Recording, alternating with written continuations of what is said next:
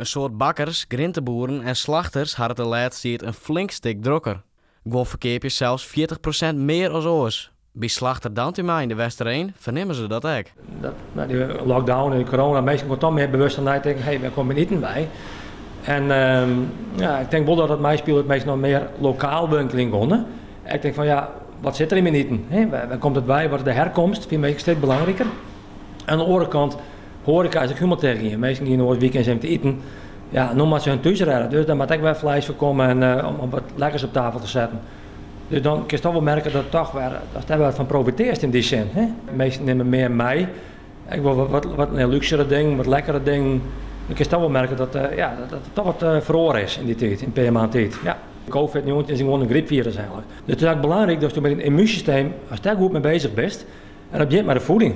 Dus een goede voeding, welke komt niet in wij, wat zit erin? Ik heb bijvoorbeeld Celtic Sea Salt standaard in mijn product om het geraffineerde er wat uit te halen.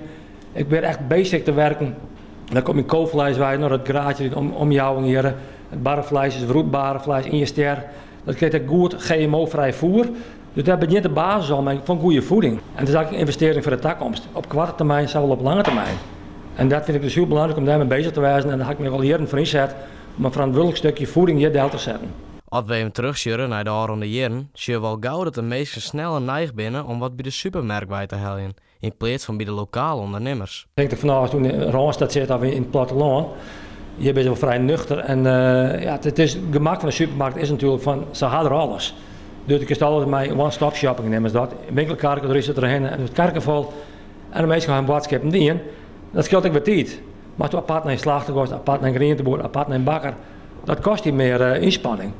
En ik kan net echt merken dat we daar nou echt les van houden. Ja, verneemt het wel, het is wel concurrentie natuurlijk. Als je wat er huis niet stenen, was verkeerd kiest. Maar toch weet het de meesten altijd wat te vinden. Dat is toch wel een positief signaal. Nevens onderzoekers is het vrij uniek dat Lietse zelfstandige ondernemers zijn omzetgroei hebben.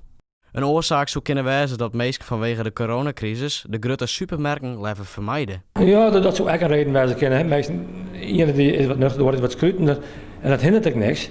Maar als ik denk van ja, iedereen pakt die karkers beet en ze zit tegenop mannen in de kast, door die winkelpaden heen. Dat meesten denken van ja, ik vermijd dat lever. En we kunnen ook wel merken dat meesten nou ook wel bestellen bij ons. Die zeggen, wie wil lang in de winkel, maar ik kan de kleer zetten. Of bezwaar je. Dat komt echt steeds meer. Meesten weten daar in te vinden. En dat had toch met de mensen dat meesten inderdaad wel wat voorzichtiger worden, ja.